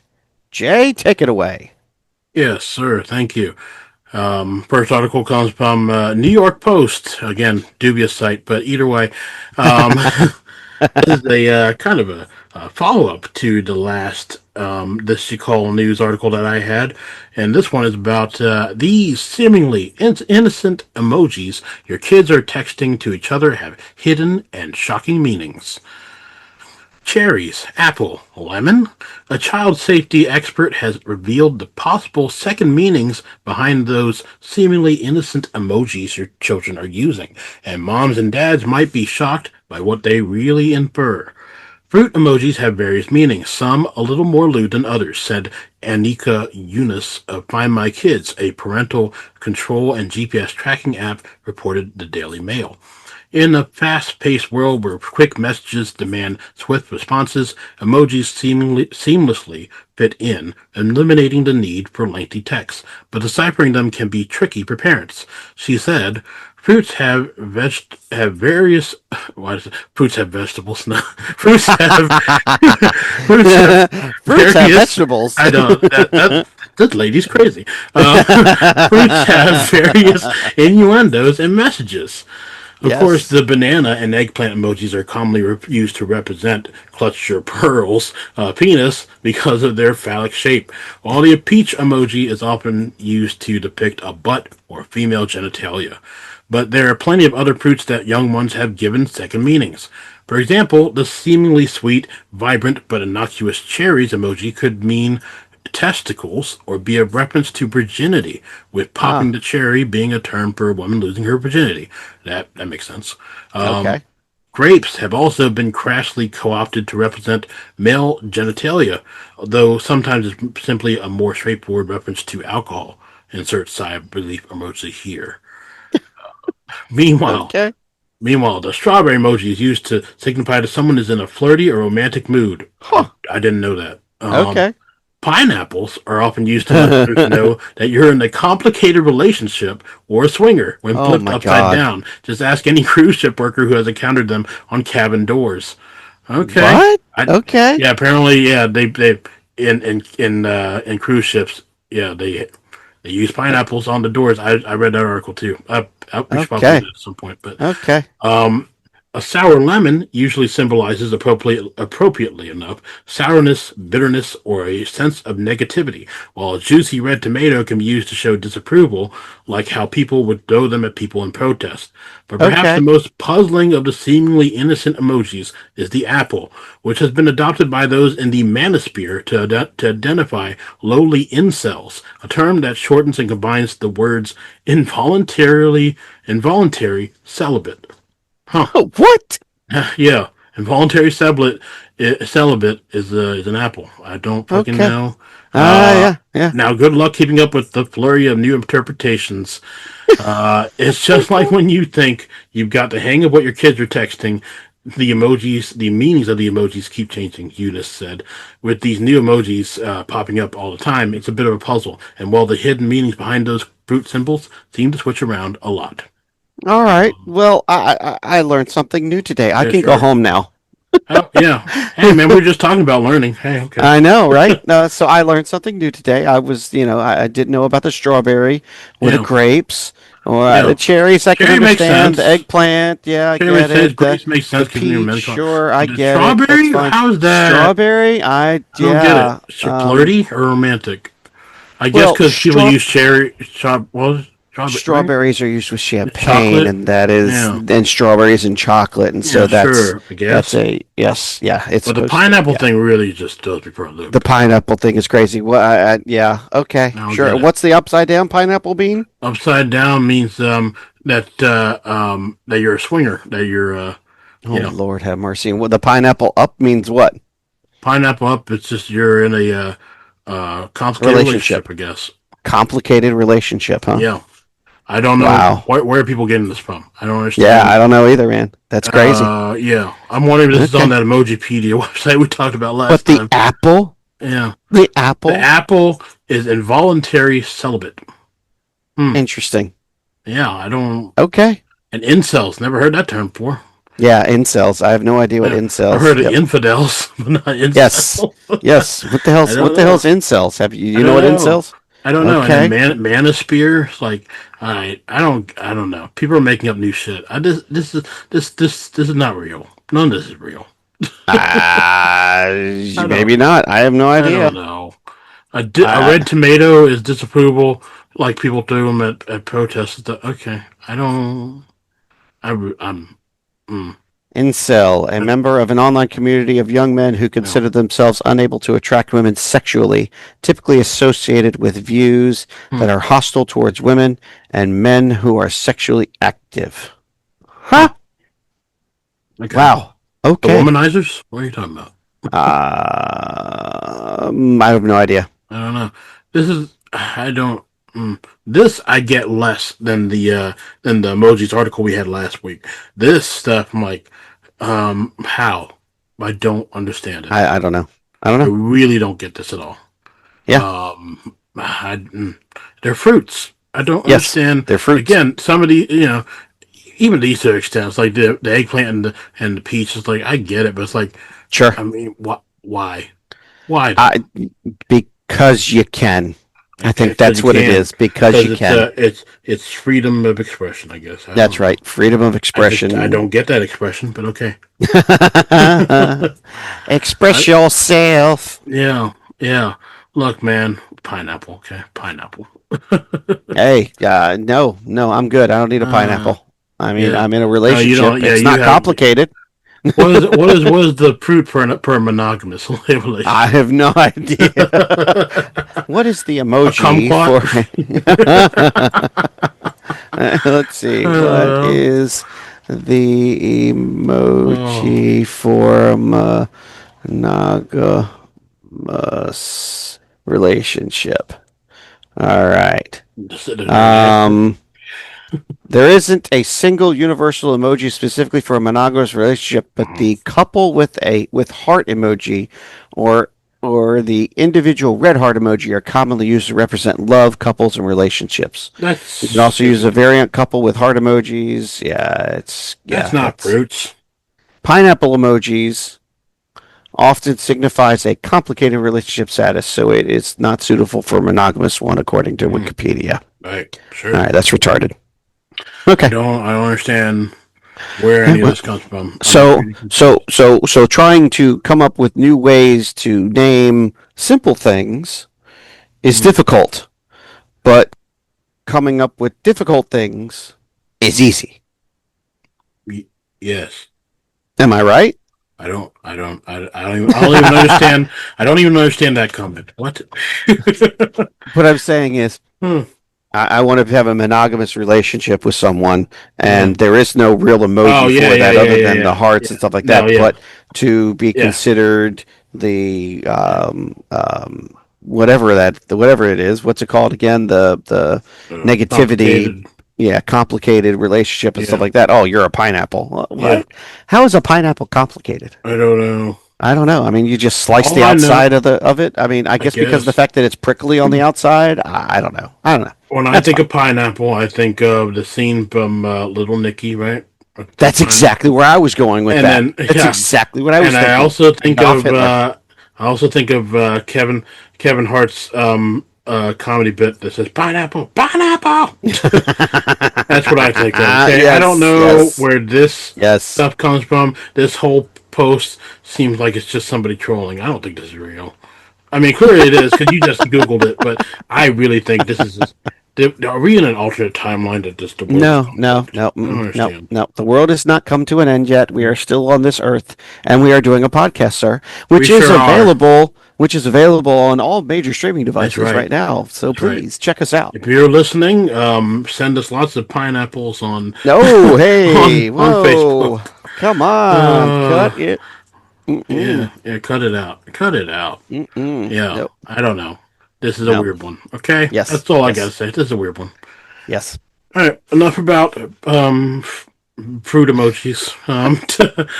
Let's go on to our next article, brought to us yes. by Mitch of Olympian Lotkeys. Mitch. Thank you, Jay. This one comes from the street. That's from the website The Street. This may be the Las Vegas Strip's most ridiculous fee yet. Las Vegas Strip visitors are used to paying for resort fees, parking, and overpriced drinks, but one new charge from a top strip operator takes things to another level. The Las Vegas Strip has always been a place where value mixes with absurd luxury. Low level players used to get comped free buffets or free drinks, while high end players would stay in free suites where, between games, they shopped in high end luxury stores. Las Vegas still has comps, but the post pandemic era prices and fees have generally surged.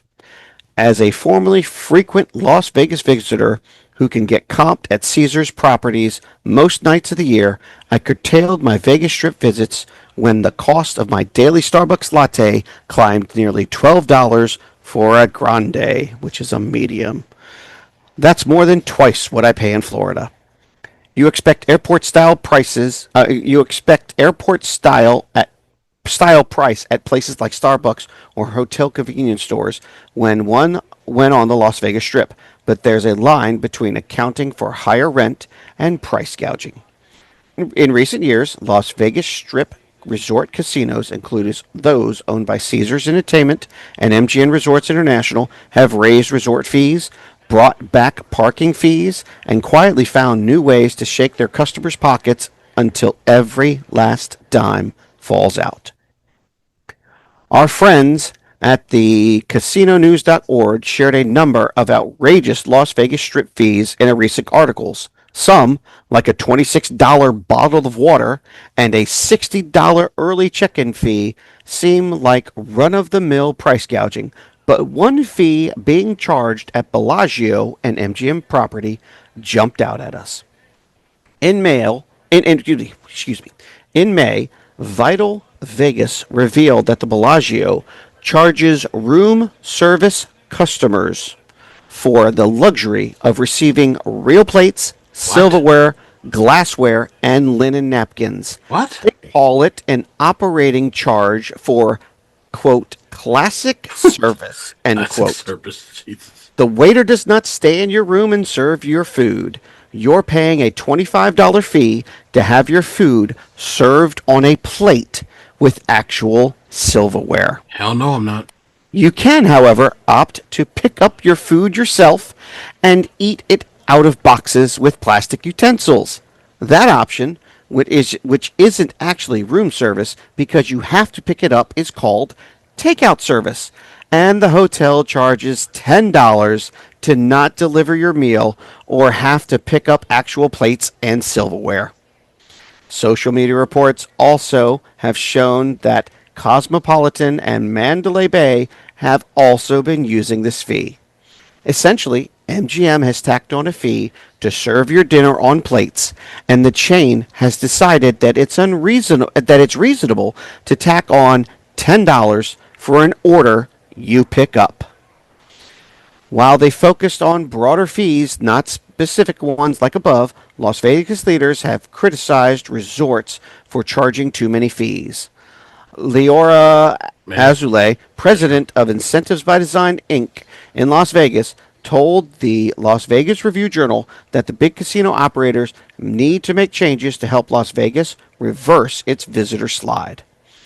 There are several of us in the industry that are very supportive of getting some kind of moratorium on resort fees. Anything we can do to get people to come back is important because right now there is at least a perception that we're overpricing people, she told the newspaper. Now, Las Vegas by the numbers, the room occupancy rates are off 7.6% points to 76.1. So whatever that is. In other words, they're down. The room rates are down to 76.1%. They've been lowered by 7.6%. The way it's written is weird. Yes. The average daily room rate is down 3.4% to $155. Passenger traffic from Harry Reid International Airport is off 4.4% and has been down every month since January. And revenue per available room, a profitability gauge that takes gaming and non-gaming revenue into account, is down 8.5%. Price, however, isn't everything. Amanda Bellarmino, an assistant professor at UNLV's William F. Harrah College and Hospitality, told the Review Journal. Customer satisfaction has consistently been found to have an impact on loyalty and repeat intentions more so than value itself. Value is one aspect of satisfaction, but price is not value. Creating value is about creating memorable experiences, and that we continue to do in abundance, she shared. Let's see here. So, parking costs at key Las Vegas Strip properties. MGM Resorts, Bellagio, Aria, MGM Grand, Mandalay Bay, Luxor, Excalibur, New York Park, MGM, Vidra, Cosmopolitan, and more. Self-parking, $20 a day, Monday through Thursday, $25 Friday and Saturday. Hotel guests, $20 a day, flat with in-out. Valet is $40 a day. Perk. Nevada locals get 3 hours free. MGM Rewards Pearl members get free self-parking. Gold members get free valet service. And then it just goes on and on to talk about some of one of the other places, which is Caesars Entertainment. Which self-parking, again, is $20 a day, Monday through Wednesday, and $25 Thursday through Sunday. Hotel guests is $20 a day, flat with in-out. Valet is $40 a day. Nevada locals get 3 hours for free. Caesars Rewards get Platinum Plus, get free self and valet parking. So, yeah.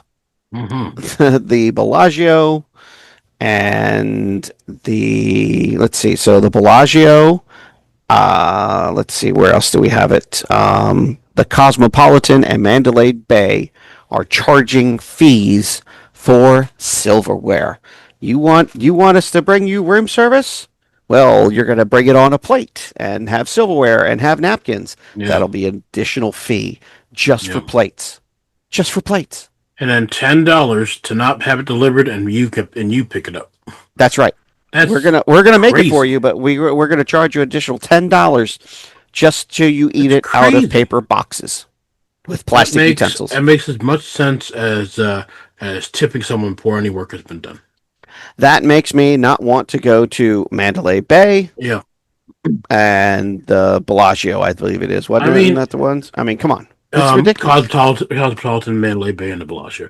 Yeah, It's I mean, if you go to Las Vegas, you're going to expect to pay anyway, because obviously Las Vegas. I mean, the number one thing you do in Las Vegas is gambling, so you're sure. going to expect to pay. But this is just man, you're expecting to pay on gambling, not on stupid shit like this.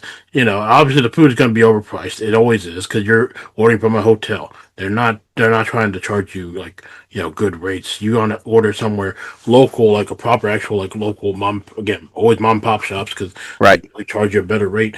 But it's like this is next level, just bullshittery, just being top. That's right. Like That's it's right. insane. That's exactly right, sir. Mm, I mean, so yeah, it's absolutely crazy, yeah. and there's varieties of hitting fees. The 25-cent fill silverware, $26 bottle of water, Mm, $60 early check-in fee, a mm-hmm. 5% concession fee, Mm-hmm. $50 cord unplugging fee. Yeah.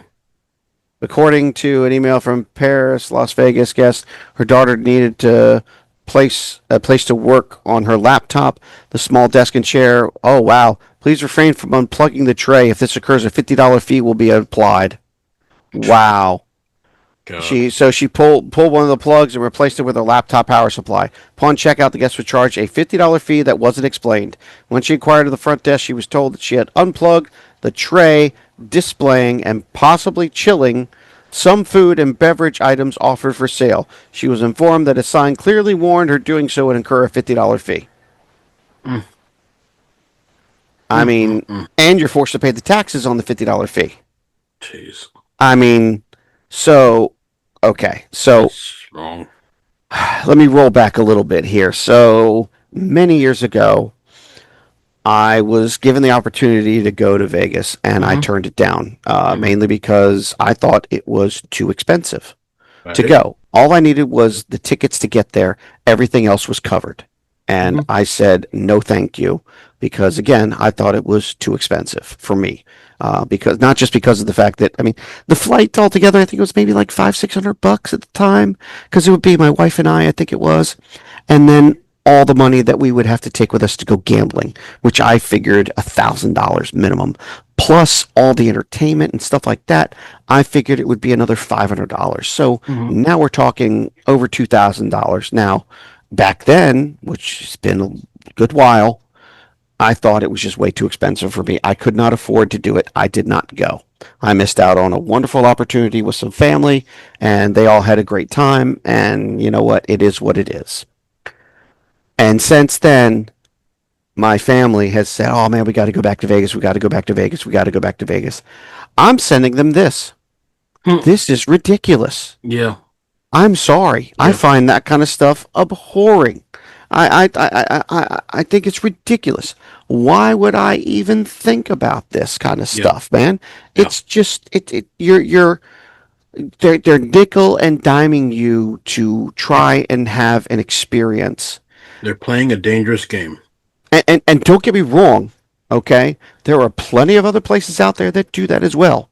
I look, I freely admit it, and I will say it till the day that I die. Are you ready for this? Mm. Disney is a fascist regime bent on world domination through the cultivation of young Right. children's minds. Right. Right. Right. Prove me wrong. I won't. Won't because And as I long as can't change your mind. I stole that line from my buddy Matt. I did. I Right. stole that line from my buddy Matt. And you know what? He told me that when we were 16 and 15 respectively. Mm. And you know something? He is not wrong to this day. Okay. Look at how far they've expanded. Look at everything that they've done Yeah. with everything that they have. Sure. Look at how much it costs to go to Disney. I know how much it costs Mm-hmm. to go to Disney. I took my kids to Disney. My 8-year-old dressed up like So you don't Sleeping support it, Beauty. but you support it Huh? because you've gone there. You don't I've support it, but you support it. You went there. I've been there at least 18 to 19 times ever since I was a kid. Okay. Okay. Why? Um, because family takes me, Hmm. or I take my family. One You of the could go two. somewhere else. You go to Universal. That's next year. Alright. But you chose to go to Disney, even though you are adamant about this statement. And I'm not wrong. It's Yeah, truly yeah, it's but you can't have your cake and eat it too. of course you can. I Clearly just you did. can, and you did. But I'm it's like, eating crow every dude, time I do it. Every time yeah, I go, I'm like eating all right, crow. I yeah, truly am. I'm yeah, buying into the system. okay, And you know what? The same goes for places like Vegas. yes, yes, Okay. And yep. you know something? If I ever had the money to blow on Vegas, I would Mm. probably do Vegas as well, just for Really? the experience. Oh, okay. Just for the experience. I To think say that Vegas I've is done it. overrated, honestly. I don't know if Vegas is overrated or not, Jay. I I mean, don't know. I follow this guy on YouTube called Travel with Me Tim, I think, Right? and Right? he's a great YouTuber. He goes to all these hotels, and he's gone to plenty of hotels in Vegas. He did a whole series of just Vegas Okay. hotels, Okay. and all the glitz and glamour that's on the outside, it Hmm. doesn't follow through to the rooms and to the service you get, and it's just all subpar. It could be rated like 5 stars on Yep. TripAdvisor or Yelp or Right. whatever. You Right. get inside, and it's just, I mean, they just don't upkeep these rooms. These rooms need actual remodel and Yeah. Yeah. just like new bedding, and like you get into Right. these rooms, it's got like bugs or Oh. stains and Oh. unknown Oh. like damage on the walls Oh. to the stuff. It's like all this stuff and like old furniture from like the 90s. It's like, okay, you're paying this premium ass price, and they can't afford to do up the room so you have an actual like premium experience that you're paying for. It's It's wrong. terrible. It's wrong. That's why I'm It's saying terrible. Vegas is not. It's not great. No. It's probably an experience that everybody needs to have, so they know at least do it Maybe. once, and then just don't go again because you'll be. I, I mean, I'm all I don't for know. experiencing something once. Sure, I am. I have no problem sure. with that, and I truly think that if I was given the opportunity, I might go ahead and do something like that. Now, I mean, I always told the wife that, on her 25th anniversary, I wanted to take her to Vegas and get married again. Okay. That didn't happen. That didn't Oh, happen. That was this year. It didn't happen. We couldn't oh, afford to go. We couldn't afford to yeah, go. that's fair. That's The fair. prices were astronomical. Yeah, The yeah. prices were astronomical. If I wanted to marry her, it was like $1,000. Jesus. Yeah, And one of those little chapels with Elvis. the Elvis, Yeah, just yeah, it thousand was like bucks a for that. thousand bucks. It was like $1,000 or Nice. something crazy like that. I don't That's remember the. crazy. Yeah, and then flying out there, just the two of us was several $100s, and then staying at the hotel and all that. I mean, I could have pulled it off for like 2 days. Hmm. Fly out there, spend the night, fly back the next day. I'm like, yeah, that's not cool. Okay, that's not cool. Plus, It's not the having to. experience you would want. No, it's not the experience we want. I mean, I was trying to do like 4 or 5 days there or something like that. It just didn't work out. It didn't Yeah, happen. So it's fine. It's okay. yeah. We're quite happy. Still Mm-hmm. been married 25 years. Yeah. Can't wait to spend another 25 with her. That's beautiful. So, It's a great thing. yeah, it's a great thing. But Mm-hmm. I showed her this article and she was like, "Are you kidding me?" Hmm. She's like, "Wow, I'm kind of glad that we've never gone there because I would have been furious over something Yeah, like that." She would have been like, "Are you freaking kidding?" She's yeah, like, "Okay, well, I guess we're going out to eat." I said, "Yeah, but that diminishes the point." And yeah. again, I don't know. Again, not all the hotels are doing this, okay, No, but yeah, some of them are. yeah. And again, that's a nickel and dime thing, man. I Yeah, mean, shoot. it's all unchecked. This is the major part of it, is that this is all unchecked. It's not like, at some point there's got to be some regulations, just like with people running like close to monopolies. They've stopped monopolies from Sure, happening. This sure. is like in the same vein of like corporate overreach. It's like, Yes, okay, yes. can we get something done about this so people don't get shafted? I guess it's Right, ridiculous. right. Totally This is agree. just insane. There needs to be Yep. some sort of, I don't know what needs to be done. I have no answer for that, but something needs Nope. to be done to where That's they right. can rein these people in and bring it back to, okay, the people are coming here to have a vacation, to have an experience. Let's give them that experience. It's amazing to me how the times have changed, Yeah. and yet cost is continually going up, Yep. profit is soaring, Yeah. and everybody is on the same line of they don't. It's not about the experience. It's about a quarterly profit margin. Yeah. And that's what they're concerned with. Are we Yep. making money this year? Yep. Did we beat our profit from last year? Yeah. If we didn't Across beat the our profit board, from not last just year, for not just for Vegas, right? companies in general, just Oh yeah, corporate companies in general, and yes, just business in general. Just right. how it is. I mean, I can honestly say, my dad, there were times, there were some years where he was like, "Hey, I broke even this year." Okay, Hmm. I didn't make a lot of money. I didn't spend a lot of money. All my people got paid. The business is still going. I'm okay. And that was just from his practice. But Yeah. when he would go on the lecture circuit, that's when he made his money because he went on the lecture circuit. So Hmm. his office might have stayed even, but but he made money that year because he was on a lecture circuit. And I was like, okay, great, good for you. I mean, that's what he did Yeah. to make money. That's what he felt like was necessary to do, and Right. that's fine. Okay, Hmm. uh, you know, uh, it just it bothers me that everybody. I don't know. I don't think it bothers me. It it's frustrating to see that quality will go down Yeah. simply so a company simply because a company wants profit Yep. by a Profit half at a the by a expense. half a Yeah. percent by Yeah. a half a percent. Hmm. They're willing to just sacrifice Right. whatever just to gain a half a percent. Yep. It's just crazy. I mean, Profit at the expense of quality. Yeah. yeah, quality or customer satisfaction or Well, that's all. That's employees all or quality. employee Yeah. satisfaction. Yeah. That's all quality. Any aspect of quality Yeah, goes down, and they don't care as long as their profit margins go up, and it's a real shame. it is. It's a real shame, and Yeah. that's so frustrating for me because I was with a company for 20 years that I thought cared about me, and then come to find out they could give two shits about me. Yeah. You know, That hurts the most. and no offense against the company as a whole, but the people I worked with is what kept me going. Yep. It was my coworkers, it was the sites, the stores, the people that Yep. were in the stores and stuff like that. It made my job fun. It made my job enjoyable. But you know what? Apparently it was a pipe dream and it wasn't supposed to happen. And that's Why? why it's surprising when the companies, when you have an interview and they ask you, like, okay, why do you want to work for us? Like, well, I want to get a paycheck. Point You blank. can't say And they that. don't You want us can't to say say that. that. It's like, but it's You true. can't say And that. then you treat somebody like they do to you, or they'll do to anybody, where they like get rid of you in a heartbeat. It's like, okay, so what did all that work that I was supposed to be? Oh, I'm supposed to be here and help the company grow and doing all this. Like, That's right. it doesn't matter. Like, Nope. what? Nope. What? It doesn't. It Again, doesn't I'm matter. here for a fucking paycheck.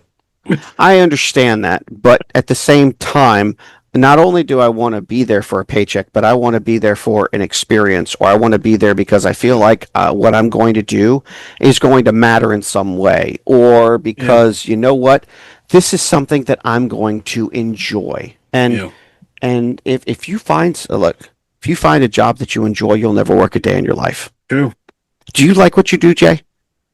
Well, we've had this conversation. No, You that's why I'm did. going for. You That's why did. I'm going for another job. Right. You did. You did enjoy it. I did at And some then point, and then they at some beat point, it. They beat you down. They yep. just beat me down. Yep. You know what? I see the chinks in the armor of the company I'm in right now, and you know what? Mhm. I'm trading some things for other things, and Right. you know You make compromises. I am making compromises. Hmm. There's some things that I'm not thrilled about this company with, but at the same time, there are other things that I'm very thrilled about, and Hmm. so the good outweighs the bad, in my Right. opinion. And yeah, there's things that are going on with this company that I'm with that I'm just like, hey, I don't like this, I don't like that, I don't like this. I can't control it. Neither can anybody else around me control that. Right. So I'm not going to worry about something that can't be controlled. I'm just going to deal with it and move on and do the Okay. best that I can. And if I can do that and I can get past those things that bother me, then you know what? I'm not going to worry about it. Those other things will just fall in line. And I just have to Okay. get used to doing it their way. Yeah. And again, that's really what it boils down to. Just doing it their way. And if I do it their way and I finally get used to it, then so be it. You But do right it their now, way as long as you still feel that you're getting something out of it.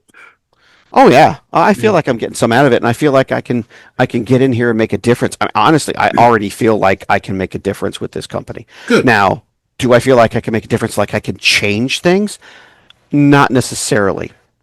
Do I Mm. feel like I can help boost the area up and make this area better and either train people at sites on how to do the jobs a little bit better or perhaps teach others within the company how to maybe tweak things a little bit? Mm. Sure. Am I at that point right now? Oh hell no. I'm not. I'm just 4 months in or whatever it is, you know. Sure. I'm still learning the job.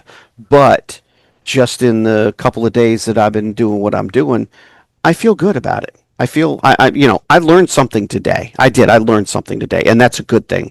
So I'm You I'm learned that positive. pineapples mean Oh caterers God, have ships. mercy. Okay, all right. Yep, I did. I learned about pineapples.